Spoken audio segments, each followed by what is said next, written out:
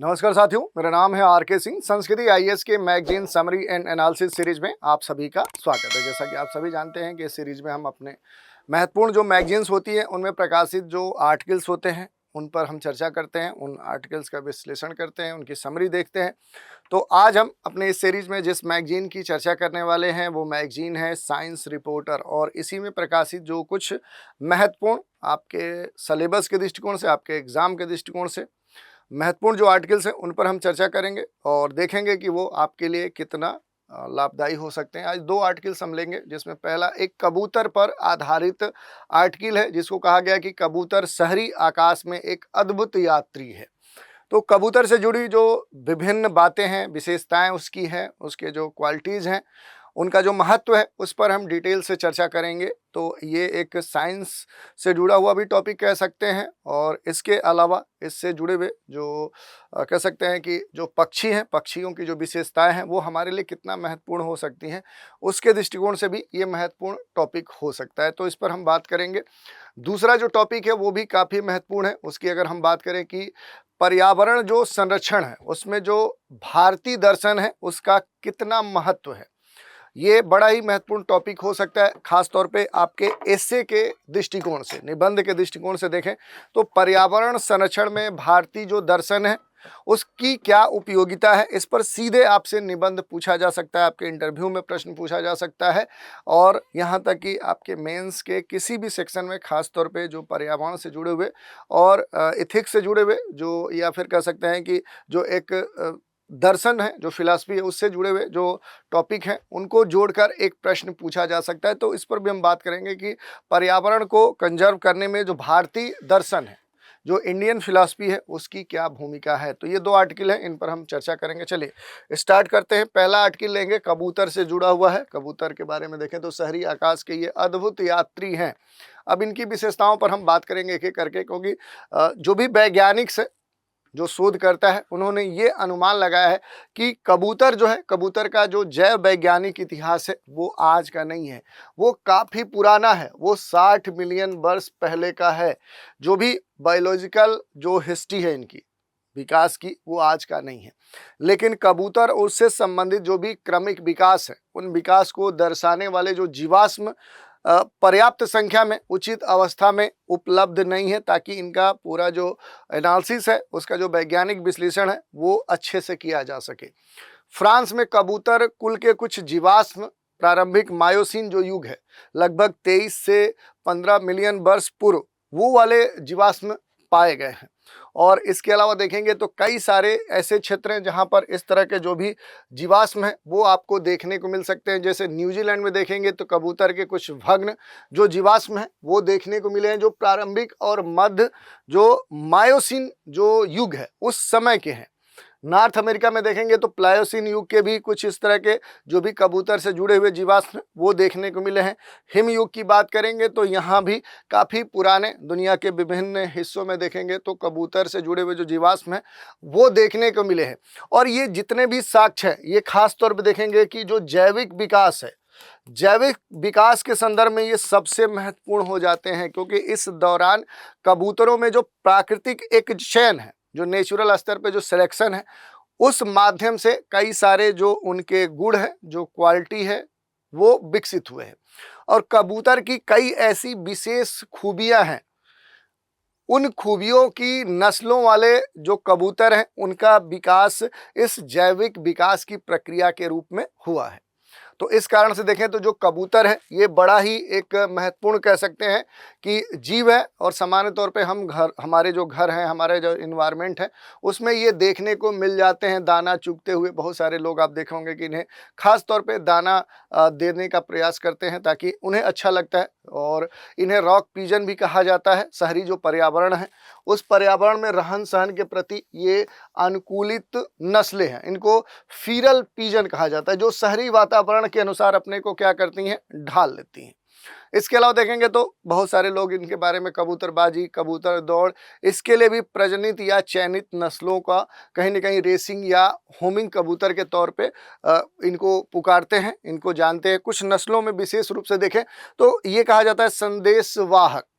ये क्या होते हैं? मैसेज एक जगह से दूसरे जगह ले जाने के प्रमुख साधन रहे पहले प्राचीन काल में। जब अब तो टेक्नोलॉजी इतनी बहुत सारी जो फैसिलिटी है वो डेवलप हो गई, लेकिन पहले के काल में देखिए क्या होता था कि अपने मैसेज, अपने लेटर जो है वो इस तरह के पक्षियों के माध्यम से एक क्षेत्र से दूसरे क्षेत्र में बड़े ही सटीकता के साथ और वहां तक पहुंचाने का काम करते थे। एक तरह से कैरियर का काम करते थे। तो इसी कारण से इन्हें कैरियर पिजन भी कहते हैं। बहुत सारे मूवी में भी आपने देखा होगा, या जो भी हिस्टोरिकल बहुत सारी कहानियां जिसमें इस तरह की कहानी आपको देखने को मिल सकती थी कि वहां पर क्या किया जाता है, इन कबूतरों का इस्तेमाल अपने मैसेज को एक जगह से दूसरी जगह भेजने में किया जाता था।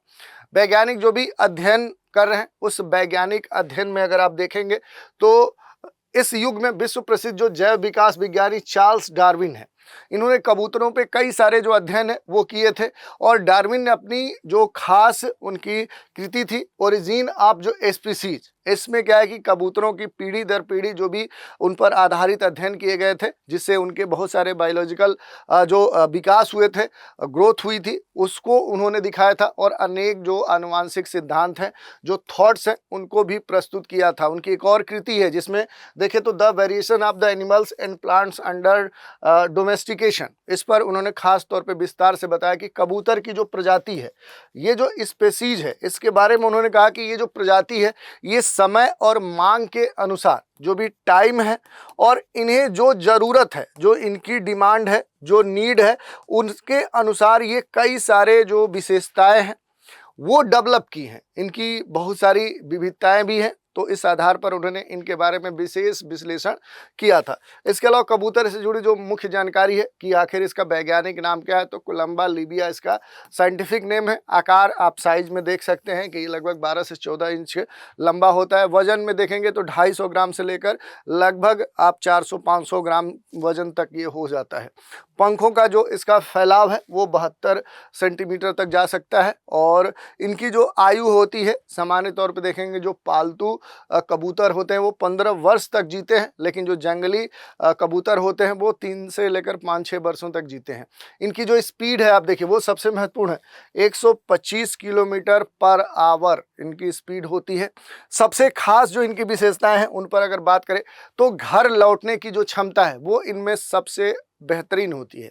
कबूतर क्या है कि ये अपने गंतव्य से अगर 1800 किलोमीटर, समझिए एक लंबा डिस्टेंस है, इतनी दूरी पर भी जा रहे हैं तो फिर से क्या है कि अपने निजी जो भी इनका स्थानीय आवास होता है वहाँ ये लौट कर आ सकते हैं। इनकी जो आई साइट है वो काफ़ी अधिक होता है। ये कहा जाता है कि 340 डिग्री का जो आई साइट है वो इनका होता है, और इसी कारण से शिकारियों को देखने में इनकी जो कैपेसिटी है वो अन्य पक्षियों की अपेक्षा काफ़ी अधिक है। आहार में देखें तो जो बीज है, अनाज है, मानव के द्वारा फेंके गए जो विभिन्न वस्तुएं, पदार्थ हैं, उनको ये खाने के रूप में उपयोग करते हैं। सांस्कृतिक प्रतीक के तौर पे भी जाने जाते हैं। कई सारे जो सांस्कृतिक कह सकते हैं कि जो अलग अलग किंवदंतियां हैं, कहानियां हैं, वहाँ पर शांति प्रेम के संदर्भ में, और आज वर्तमान में देखें तो शांति का और प्रेम का ये प्रतीक माने जाते हैं। अगर इनके सुनने की जो कैपेसिटी है उसकी बात करें तो जो मनुष्य के सुनने की जो रेंज है उस रेंज से लगभग क्या है कि इनकी जो रेंज है उससे 200 टाइम्स अधिक है। आप समझ सकते हैं कि ये कितना मतलब हाई कह सकते हैं कि जो तीव्रता है उसको भी सुन सकते हैं। तो 200 गुना कम आवृत्ति वाली जो ध्वनि है उसको भी आसानी से सुन लेते हैं। बड़ा हल्का सा जो एक आवाज़ है, क्योंकि इनकी सुनने की क्षमता मानव के सुनने से लगभग 200 गुना है। और इसी कारण से अगर कोई तूफान, कोई सुनामी, कोई ज्वालामुखी विस्फोट, भूकंप, इस तरह की चरम परिस्थितियाँ या आपदा आने वाली होती है तो उसकी आहट सबसे पहले इन कबूतरों को मिल जाती है।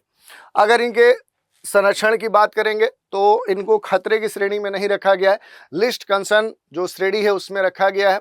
IUCN की जो कह सकते हैं कि ये लिस्टिंग की गई है उसमें। और खतरे में देखें तो इनको जो खतरा होता है ये बाज, बिल्लियाँ या प्रदूषण, जो उससे इनको अब खतरा हो रहा है। मानव जो प्रवास है, कबूतरों को खिलाने से अति जनसंख्या और स्वास्थ्य से जुड़े हुए जो भी मसले हैं वो अब खुल के सामने आने लगे हैं। कबूतर की जो उड़ान है उसकी सबसे खास बात होती है, जैसा कि हमने बताया कि घर लौटने की जो इनकी क्षमता होती है वो काफ़ी बेहतरीन होती है।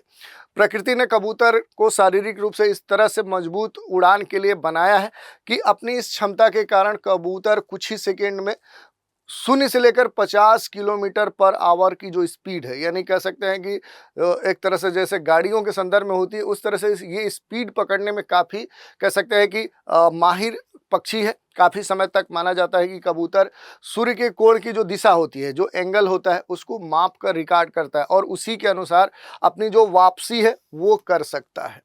परंतु इसका कोई वैज्ञानिक प्रमाण नहीं है। अब तक जो भी साक्ष्य हैं उन्हीं के आधार पर इस तरह की बातें कही गई है।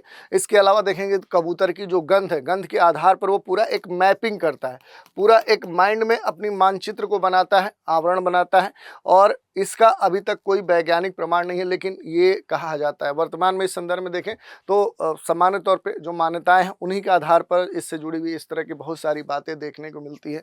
कबूतर के बारे में ये भी कहा जाता है कि जो चुंबकीय क्षेत्र होता है, जो मैग्नेटिक फील्ड होता है, उसके संदर्भ में उससे ये जुड़ा होता है और माना जाता है कि जो भी कबूतर होते हैं वो चुंबकीय क्षेत्र को पहचानते हैं, उसे अपने माइंड में दर्ज करते हैं और उसे दिशा सूचक यंत्र के रूप में, जैसे कंपास होता है, उस तरह से ये इस्तेमाल करते हैं। चले देख लेते हैं कि कबूतर की जो उड़ान है उससे संबंधित जो सिद्धांत हैं उस पर हम बात करें तो उतना ये आपके सिलेबस के दृष्टिकोण से नहीं है, एक बेसिक जानकारी, एक सामान्य समझ के दृष्टिकोण से इसे हम देख सकते हैं। जैसे जो नेचर है उसने कबूतर को इस तरह से उसकी शारीरिक जो संरचना है वो डेवलप की है, इस कारण से वो काफ़ी मजबूत माना जाता है।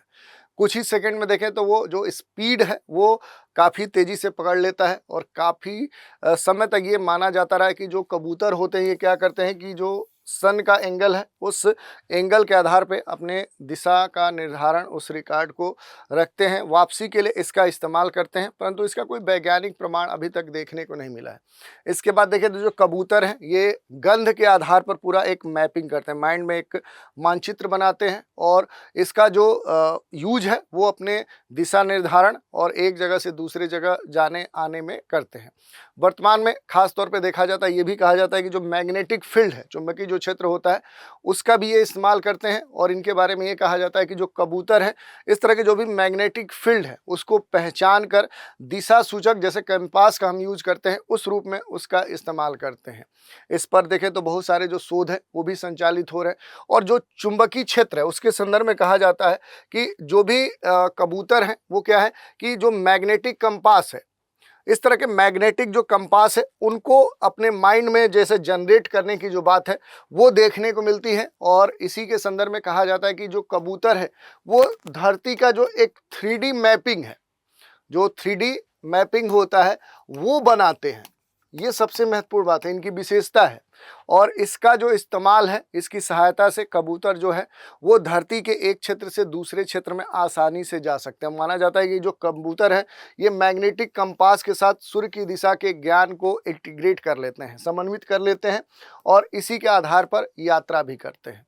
तो इस तरह के जो भी वैज्ञानिक हैं उन्होंने पता लगाया कि ऊंचे कह सकते हैं काफ़ी ऊंचाई पर आकाश में उड़ान भरते समय जो कबूतर हैं वो धरती पर दिखाई दे रही विभिन्न आकृतियों के आधार पर जो अपनी पहचानने की जो क्षमता है, याद रखने की जो क्षमता है, उसमें पूरी तरह से सक्षम होते हैं। और कबूतरों की विशेष खूबियां तो ये भी हैं कि खास तौर पे देखें तो ये पराबैंगनी जो प्रकाश है उसको बड़े ही आसानी से देख लेते हैं, इंफ्रासाउंड को सुन सकते हैं और सुनने की जो इनकी क्षमता है वो तो हम मानवों से 200 गुना भी अधिक है। तो इस तरह के जो भी घटते बढ़ते दबाव है उनको ये आसानी से पहचान लेते हैं। तो ओवरऑल हम ये कह सकते हैं कि कबूतर एक छोटा सा पक्षी है, जीव है, सामान्य मामूली दिखने वाला ये जो पक्षी है इसका विज्ञान असाधारण है। असाधारण खूबियों से ये पूरी तरह से देखें तो लैस है। कबूतर का जो चयन है, प्रजनन है, जो प्रशिक्षण है और इनकी बिक्री जो है ये पेशेवरों की आजीविका का साधन भी बनी है, जिस पर अब खास तौर पे सरकार का ध्यान है। उपयोगिता के नज़रिए से देखें तो भले ही आधुनिक काल में इनका जो महत्व है वो कम हुआ है, लेकिन मानव विकास की असाधारण जो एक विकास गाथा है उसमें कबूतर को भरोसेमंद साथी के रूप में उसकी भूमिका को आज भी सराहा जाता है। तो इस तरह से हमने कबूतर से जुड़ी जो भी महत्वपूर्ण बातें हैं इस आर्टिकल में दी गई थी उन पर बात कर ली। दूसरा जो आर्टिकल है वो पर्यावरण संरक्षण से जुड़ा हुआ है।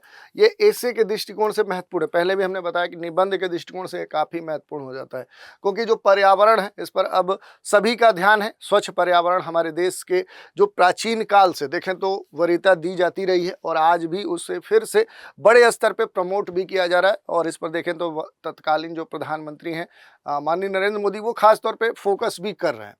भारतीय जो दर्शन है ये पर्यावरण संरक्षण की दृष्टि से इतना समृद्ध है जितना कोई और दूसरा देश नहीं है। और इसी कारण से कहा जा रहा है कि पर्यावरण संरक्षण में भारतीय जो दर्शन है, भारत का जो दर्शन है उसकी अपनी भूमिका है। भारत में प्राचीन काल से देखें तो सूर्य, पृथ्वी, वायु, अग्नि, वनस्पति, सरिता जो हैं, सरोवर हैं, इनकी पूजा की जाती रही है। इनके लिए देखें तो पूजनीय जो मानने की परंपरा है वो भारत में प्राचीन काल से रही है, जिसके मूल में क्या है, ओवरऑल देखेंगे तो उसका उद्देश्य यही है, पर्यावरण संरक्षण का जो भाव है वही उसके मूल में निहित है। और इसके लिए देखें तो सूर्योपासना, ग्रहों का जो अन्वेषण है, अग्नि पूजा है, वृक्ष पूजा है, तो ऐसे बहुत सारी जो परंपराएं हैं वो अपने देश में विकसित रही हैं। हमने सदैव पर्यावरण संरक्षण को आगे बढ़ाने का कार्य किया है और इसमें जीवों की जो उपयोगिता है उनके अनुरूप देखें तो हमने धार्मिक और जो भी सामाजिक मान्यताएं हैं उनको प्रदान करने और उनके पूजन की जो परंपरा है वो शुरू करने और उसका जो संरक्षण है उसका संदेश पूरे देश दुनिया को दिया है। जैसे गाय की बात कर ले तो गाय भारतीय समाज में क्या है, आज भी पूज्य है।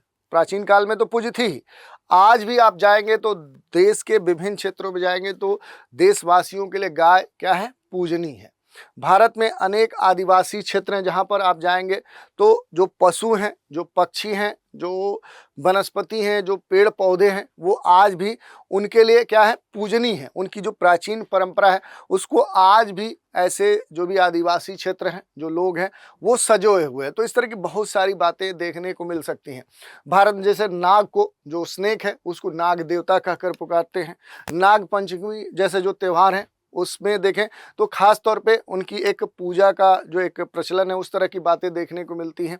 तो इस तरह के भारत में देखेंगे तो बहुत सारी बातें हैं जो क्या है कि अलग टाइप की दिखती हैं। जैसे नाग के बारे में हमने देखा तो तैत्तिरीयोपनिषद है, उसमें कहा गया कि ईश्वरीय आत्मा से आकाश की, आकाश से वायु की, वायु से अग्नि की, अग्नि से जल की, जल से पृथ्वी की उत्पत्ति हुई है और पृथ्वी ने वनस्पति उपजाई है, अन्न दिया है, मानव जाति सहित असंख्य जो जीव जंतु हैं उनको उत्पन्न किया है और इस सृष्टि में प्रत्येक जीव जंतु की अपनी महत्वपूर्ण भूमिका है। तो इस तरह का जो कंसेप्ट है वो अपने देश में देखने को मिलता है। इसमें भारत का जो दर्शन है उसकी अपनी भूमिका है। जीवन के हर पहलू में देखेंगे तो हमने प्रकृति के महत्व को क्या किया है, स्वीकार किया है और उसे सबसे ऊपर रखा है। जन्म से लेकर मरने तक जो भी हम प्रकृति और पर्यावरण के साथ एक मिलकर जो चले हैं ये एक अहम बात है। प्राचीन काल में देखें तो भारत में ये जो विधान था कि जब किसी व्यक्ति की मृत्यु हो जाती थी तो जिस स्थान पर उसकी चिता जलाई जाती थी उसके जो चारों ओर कोण हैं उन पर मरने वाले परिजन के 4 वृक्ष लगाए जाते थे। तो ये जो इस तरह की जो परंपरा और इस तरह की जो भी पद्धतियाँ थी वो पर्यावरण को कहीं न कहीं ध्यान में रखते हुए की गई थी। इसके अलावा कुछ श्लोक भी हैं, जैसे अथर्ववेद में एक भूमि सूक्त में कहा गया है कि अरण्यम ते पृथ्वी स्युनमस्तु मातरम औषधीनाम माते मर्म विमिग्रवारी माते हृदय वर्मापितम। इस तरह के जो श्लोक कहे गए इनका मीनिंग बड़ा मार्मिक है। अगर आप बात करेंगे तो जो भी श्लोक है वो यही कहता है कि हे भूमि, तेरे वन हमारे लिए क्या है, एक सुखदाई है और भूमि तेरे वृक्षों में इस तरह मैं काटूं कि शीघ्र ही वे पुनः क्या हो जाए, अंकुरित हो जाएं, फिर से वो पुनर्जीवित हो जाएं, यानी फिर से वो और बढ़ जाएं। और संपूर्ण रूप से काट कर मैं तेरे कह सकते हैं कि खास तौर पे जो मर्म स्थल है उस मर्म स्थल पे प्रहार न करूं। भूमि को औषधियों की माता माना गया है। तो पर्यावरण संरक्षण के प्रति जो एक हमारे प्राचीन काल से ही जो अत्यंत जो सजगता है, जो अवेयरनेस है, जो चेतना है वो देखने को मिला है। हमने स्वच्छ वायु की जो उपादेयता है और जो उसका महत्व है वो बहुत पहले से ही समझ लिया था, जो दुनिया में अभी तक इतने लोगों ने नहीं समझा था। और इसी के संदर्भ में देखें तो जो ऋग्वेद है, ऋग्वेद में एक खास तौर पे आप देखेंगे श्लोक है, वाता वातु भेषज मयोभू नो हदे यदो वाते ग्रहम अमृतस्य निर्धित। तो इस तरह के जो श्लोक है ये बड़े ही मार्मिक तरीके से कह सकते हैं कि वायु की जो महत्ता है उसे रेखांकित करने वाली जो ये पंक्तियां हैं ये यही कहती हैं कि वायु हमें क्या है कि एक ऐसी औषधि देता है, हमारे शरीर के लिए एक औषधि है जो शांति और हमारे शरीर को आरोग्य प्रदान करता है। और इसमें निहित जो अमृत है, जो एयर है, जो वायु है, वो क्या है, हमारे लिए अमृत रूपी है। और ये जो अमृत है हमारी आयु को बढ़ाकर हमें दीर्घजीवी बनाता है। तो देखिए क्या कंसेप्ट यहाँ पर देखने को मिल रहा है। ऋग्वेद में ऐसे श्लोक दिए गए हैं और ये भारतीय जो संस्कृति है उसमें जो वृक्षारोपण है उसको पुण्य कार्य बताया गया है। इसे संस्कार के रूप में देखें तो प्रतिपादित किया गया, जिसका पता विष्णु धर्म सूक्त के पंक्तियों से चलता है। तो इस तरह के जो भी हमारे कह सकते हैं कि अलग अलग जो प्राचीन फिलॉसफी है उसमें देखने को मिलता है। इसके अलावा अगर आप देखेंगे तो कई सारी बातें हैं जिसको आप देख सकते हैं। वृक्षारोपण के लिए जो प्रेरणा है ये वाराह पुराण में हमें संदेश के रूप में मिलता है। चंद्रगुप्त मौर्य, सम्राट अशोक, हर्षवर्धन जैसे जो सम्राट हैं, इन्होंने इस पर्यावरण संरक्षण के दिशा में खास तौर पे कार्य किए हैं। पर्यावरण जो संरक्षण है उस पर विशेष महत्व दिया है। और बागवानी की जो कला है, जो आज हम बागवानी कह रहे हैं, वो इनके काल में भी क्या थी, तो मौर्य काल में भी काफ़ी विकसित हुई थी। मध्यकाल में देखें सम्राट जो शेरशाह सूरी है उसने अपने शासनकाल में कई ऐसे जनहित कार्य किए थे, जिसमें जैसे सड़कों के किनारे मुख्य रूप से जो पेड़ों के लगाने की बात है, इस तरह की जो बातें देखने को मिली थी वो पर्यावरण संरक्षण के दृष्टिकोण को के ही दर्शाती हैं। कवयित्री जो महादेवी वर्मा है उनकी पंक्तियां हैं, कर दिया मधु और सौरभ दान सारा एक दिन, किंतु रोता कौन है तेरे लिए दानी सुमन, मत व्यथित हो फूल किसको सुख दिया संसार ने, और स्वार्थ में सबको बनाया है यहाँ करतार ने। इस तरह की जो बातें हैं इनकी पंक्तियां स्पष्ट करती है कि प्रकृति तो हमें सब कुछ देती है, सब कुछ सर्वस्व प्रदान करती है, किंतु हमारे जो स्वार्थ में होकर प्रकृति को तनिक भी ध्यान नहीं रखने की जो भावना है वो इसके ठीक उल्टी। हमारे पास पर्यावरण संरक्षण के भारतीय दर्शन का जो ठोस एक आधार है वो विद्यमान है। और आवश्यकता इस बात की है कि पर्यावरण का जो संरक्षण है, जो इन्वायरमेंट कंजर्वेशन की जो बात है, जो मार्ग है, हमें अपने पूर्वजों से ही मिलता है। उन्होंने हमें एक रास्ता दिखाया कि हम मजबूत कदम बढ़ाएं और एक बार फिर से अपने वेद पुराण जो ऐतिहासिक उपनिषद हैं तो वहाँ हम लौटे और उनसे सीख लें। ऐसा करते हुए हम उस वैश्विक समुदाय को एक दर्पण दिखा सकते हैं जो इस साझा चुनौती से निपटने में अब तक असफल रहा है। अपनी वैदिक जो हमारी संस्कृति है उसके प्रसार से ऐसा करते हुए जो भारत है वो विश्व गुरु की अपनी जो भूमिका है उसमें फिर से वापस आ सकता है। तो ओवरऑल यही कहा जा सकता है कि जो हमारा दर्शन है वो आज भी कह सकते हैं कि उसकी जो भूमिका है, उसका जो महत्व हमारे लिए खास हो जाता है। और जो फिलॉसफी है उसमें जो स्वच्छता का जो भाव है वो पहले से विद्यमान था। तो इसी पर आधारित ये लेख था। तो ये काफ़ी महत्वपूर्ण हो सकता है, इससे जुड़े हुए इस तरह के निबंध आपसे पूछे जाते हैं। तो आज के एपिसोड में इतना ही रखते हैं। अगले एपिसोड में एक अन्य मैगजीन में प्रकाशित जो महत्वपूर्ण आर्टिकल्स हैं उन पर हम चर्चा करेंगे। तो आज इतना ही रखते हैं। आप सभी हमारे साथ बने रहें, इसके लिए धन्यवाद।